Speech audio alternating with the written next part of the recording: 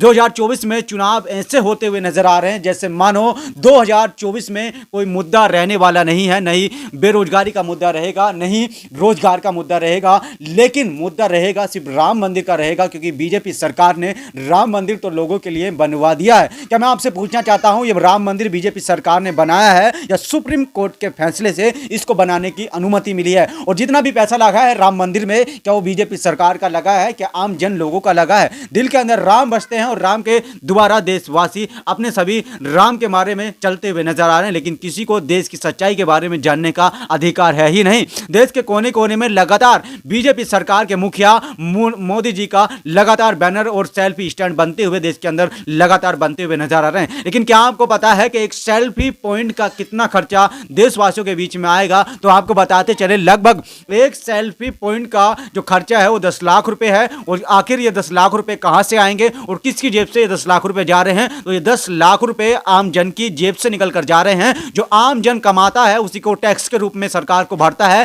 लेकिन आपके टैक्स के पैसे का कहां पर उपयोग हो रहा है आपको पता ही नहीं है। देश के अंदर इतनी भयंकर स्थिति होती हुई नजर आ रही है। आज हमारा देश नेपाल और बांग्लादेश से भी रोजगार के मामले में पीछे होता हुआ नजर आ रहा है, लेकिन अभी भी कोई भी इस मुद्दे को गंभीरता से लेने का प्रयास नहीं कर रहा है। आखिरकार देश की स्थिति ऐसी क्यों बनी हुई है? जब से बीजेपी सरकार 2014 से सेंट्रल में बनी हुई है और लगातार पीएम 2 बार देश के प्रधानमंत्री बन चुके हैं, लेकिन तीसरी बार की उम्मीदें लगातार जारी हैं और ऐसा लगता है बीजेपी सरकार 2024 में आएगी और बीजेपी सरकार हैट्रिक मांगेगी और यहां पर मोदी जी तीसरी बार देश के प्रधानमंत्री बनेंगे। देश के इतिहास में ऐसा कभी नहीं हुआ था जैसा अब स्थिति होती हुई नजर आ रही है। लेकिन मैं इतने कॉन्फिडेंस से क्यों कह रहा हूं? क्योंकि देश की स्थिति इतनी व्याकुल और इतनी भयंकर हो चुकी है। देश के युवा मानसिक रूप से विकलांग हो चुके हैं और कुछ भी सोचने समझने की क्षमता इनके अंदर बची ही नहीं है। यदि बचती तो रोजगार के मुद्दे को लेकर 2024 का इलेक्शन बनाते, लेकिन किसी को मुद्दा बनाने की जरूरत नहीं है, क्योंकि 2024 में सिर्फ मुद्दा रहेगा राम मंदिर का रहेगा। क्योंकि मैं बार बार इसी चीज को रिपीट कर रहा हूं आपके सामने। क्यों मैं कर रहा हूं? क्योंकि लगातार ऐसा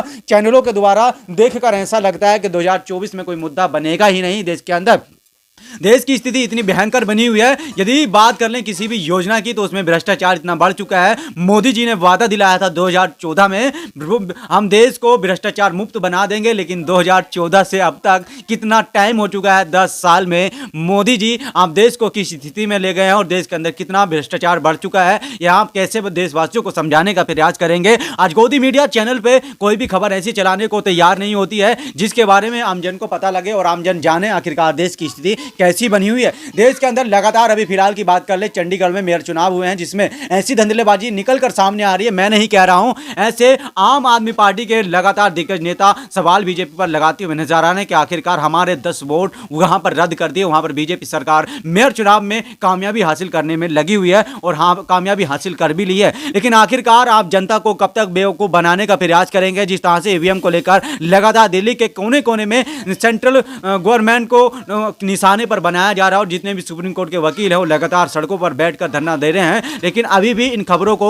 चैनल नहीं दिखाने का प्रयास कर रहे हैं और गोदी मीडिया तो बिल्कुल इसको दिखाने का प्रयास नहीं कर रही है। लेकिन 2024 में क्या होने वाला है? देश को नौकरी की जरूरत है, लेकिन नौकरी तो मिलेंगी नहीं। अभी फिलहाल ही में देश के अंदर रेलवे डिपार्टमेंट में लोको पायलट की भर्ती निकली है कि आखिरकार उनको इतना विरोधी के साथ उनका प्रदर्शन क्यों देश के कोने कोने में नजर आ रहा है। यह खबर बिहार से बताने का प्रयास कर रहा हूं, जिस तरह से बिहार के कोने कोने में इस रेलवे की भर्ती को लेकर प्रदर्शन जारी होते हुए नजर आ रहे हैं। यदि देश के अंदर युवाओं को रोजगार मिलेगा तो देश के युवा क्यों प्रदर्शन करेंगे और क्यों देशवासी अपने आप को अपनी जान जोखिम में डालकर क्यों प्रदर्शन करेंगे और हाईवे जाम करेंगे? ऐसा तभी होता है तब उनके हक को छीना जाता है। और फिलहाल ही में पुलवामा हमले को आपने सुना होगा और जिस तरह से तीनों सेना के अधिकारी थे उनकी डेथ हो चुकी थी हेलीकॉप्टर क्राफ्ट की वजह से, लेकिन आखिरकार उनके खुलासे क्यों नहीं हो सके? आप तो अच्छी तरह से जानते हैं, मुझसे बेटर तो आप ही जान सकते हैं। जितने भी आपको पता है कि देश के अंदर तमाम जांच एजेंसियां बीजेपी के घेरे में चली गई हैं और जितनी भी सीबीआई और ईडी की बात कर ले लगातार विपक्षी नेताओं पर छापे पड़ते हुए नजर आ रहे हैं। लेकिन फिलहाल में ऐसा क्यों हो रहा है? क्योंकि